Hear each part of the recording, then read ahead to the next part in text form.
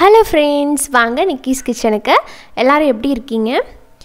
நாங்களும் ரொம்ப நல்லாயிருக்கோம். இன்றைக்கி பார்த்தீங்கன்னா நம்ம சேனலில் சூப்பரான ஒரு ரெசிபியோடு வந்திருக்கேன். என்ன அப்படின்னு பார்க்குறீங்களா? வெஜிடபிள் பிரியாணி ப்ரெஷர் குக்கரில் பாஸ்மதி ரைஸ் வச்சு எப்படி பண்ணுறது, கூடவே வந்து காலிஃப்ளவர் சில்லி. சூப்பரான ஒரு லஞ்ச் அப்படின்னா டின்னர் எதுக்கு வேணாலும் நீங்கள் செய்யலாம். இது வாங்க எப்படி பண்ணுறதுன்னு பார்க்கலாம்.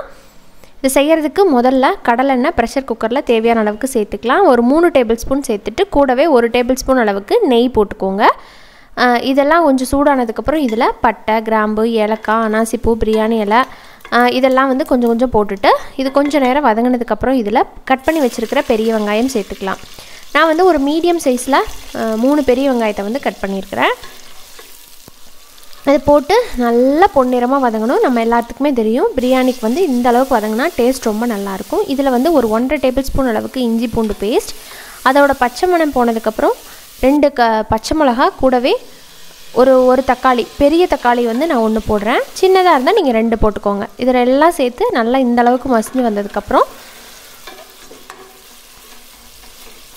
அடுத்ததாக இதில் மிளகாய்த்தூள் கொஞ்சமாக சேர்த்துக்கிறேன். கூடவே வந்து வீட்லேயே அரைச்ச பிரியாணி மசாலா. இது நிறைய ரெசிபி, இந்த பிரியாணி மசாலா வந்து நிறைய வீடியோவில் நான் காமிச்சிருக்கேன். ஸோ தட் நான் இன்றைக்கி வந்து அதை எப்படி பண்ணுறதுன்னு விளக்கமாக போடலை.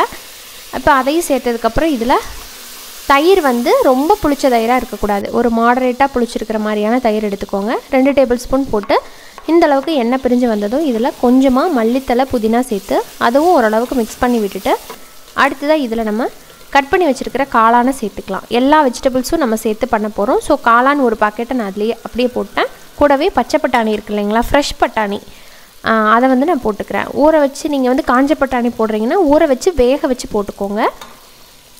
உருளைக்கிழங்கு, கொஞ்சம் பீன்ஸு, அப்புறம் கேரட், இது எல்லாத்தையுமே நான் வந்து கொஞ்சம் கொஞ்சம் போட்டுக்கிறேன். உங்களுக்கு பிடிச்சமான எந்த காய்கறிகள் வேணாலும் நீங்கள் சேர்த்து பண்ணலாம். ஓரளவுக்கு நல்லா கலந்து விட்டதுக்கப்புறம் இதில் 1 கப் பாஸ்மதி ரைஸ்க்கு 1.5 கப் தண்ணி, இதுதான் சரியான அளவு. நீங்கள் எந்த பாஸ்மதி ரைஸ் எடுத்தாலும் பரவாயில்ல. ஒரு 25 நிமிஷம் அரிசியை ஊற வச்சுட்டு நீங்கள் மிக்ஸ் பண்ணிக்கணும். முதல்ல தண்ணி ஊற்றிட்டு நல்லா கொதிக்க விடுங்க. இந்த அளவுக்கு தண்ணி நல்லா கொதிச்சு வந்ததுக்கப்புறம் அரிசியை வந்து தண்ணியை வடிச்சிட்டு சேர்த்துக்கோங்க.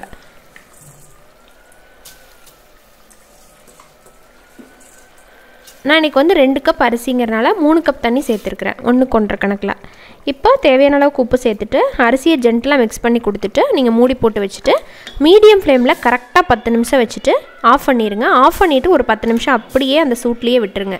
இப்போ பார்த்தீங்கன்னா அருமையாக நல்லா உதிரி உதிரியாக, அதே நேரத்தில் நல்லா சாஃப்டாக லாங் ரெயினோட உங்களுக்கு வந்து அந்த பிரியாணி அவ்வளோ அருமையாக ரெடி ஆகிருக்கும். இப்போ அடுத்ததாக வந்து காலிஃப்ளவர் சில்லி ரெடி பண்ணிக்க போகிறேன். அதுக்கு வந்து ஒரு மீடியமான காலிஃப்ளவர் எடுத்துகிட்டு இந்த மாதிரி குட்டி குட்டியாக கட் பண்ணிவிட்டு சுடுதண்ணியில் கொஞ்சம் உப்பு, மஞ்சத்தூள் போட்டு ஒரு 2 நிமிஷம் நல்லா கொதிக்க விட்ருங்க. அடுத்ததாக மாவு ரெடி பண்ணிக்கலாம். ஒரு 1/4 கப் வந்து கடலை மாவு, 1/4 கப் வந்து அரிசி மாவு, அப்புறம் வந்து 1 ஸ்பூன் அளவுக்கு மட்டும் கார்ன்ஃப்ளவர் சேர்த்துட்டு தேவையான அளவுக்கு காரத்துக்கு தகுந்த மாதிரி மிளகாய்த்தூள், கலருக்காக காஷ்மீரி மிளகாய்த்தூள், இஞ்சி பூண்டு பேஸ்ட் 1 டீஸ்பூன், கொஞ்சமாக லெமன் ஜூஸ் புளிப்பு சுவைக்காக, தேவையான அளவுக்கு உப்பு போட்டுக்கோங்க. இப்போ தண்ணி வந்து சேர்த்துட்டு இதை வந்து ஒரு லிக்விடான பேட்டராக ரெடி பண்ணிக்கோங்க. ரொம்ப திக்காகவும் இருக்கக்கூடாது, ரொம்ப தின்னாகவும் இருக்கக்கூடாது, அந்த மாதிரி நீங்கள் ரெடி பண்ணிவிட்டு இப்போ நம்ம கட் பண்ணி வச்சுருக்கிற காலிஃப்ளவரை உள்ளே சேர்த்துட்டு நல்லா மிக்ஸ் பண்ணிவிட்டு ஒரு 10 நிமிஷம் இது நல்லா ஊறட்டும். அதுக்குள்ளே நம்ம ஆயில் ஊற்றி சூடு பண்ணிக்கலாம். எண்ணெய் சூடாகிடுச்சுங்க. இப்போ காலிஃப்ளவர் ஒன்றா போட்டு நீங்கள் பொரிச்சு எடுத்துக்கலாம். எண்ணெயை ரொம்ப ஹை ஃப்ளேமில் வைக்காதீங்க, ஓரளவுக்கு மீடியமான ஃப்ளேமில் வச்சு சூடு பண்ணுங்கள்.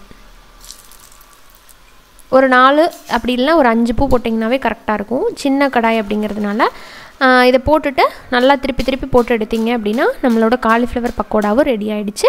இந்த வெஜிடபிள் பிரியாணியோட இது ரொம்பவே சூப்பராக இருக்கும். கண்டிப்பாக ஒரு லஞ்சுக்கோ அப்படி இல்லைனா ஒரு டின்னருக்கோ வந்து இதே மாதிரி காம்போவில் ட்ரை பண்ணி பார்த்துட்டு உங்களுக்கு எப்படி வந்துச்சு அப்படிங்கிறத மறக்காமல் எனக்கு கமெண்ட் பண்ணுங்கள். இந்த வீடியோ கண்டிப்பாக உங்களுக்கு பிடிச்சிருக்கும் அப்படின்னு நினைக்கிறேன். இன்னொரு இன்ட்ரெஸ்டான ரெசிபியோட உங்களை மீண்டும் சந்திக்கிறேன். நன்றி, வணக்கம்.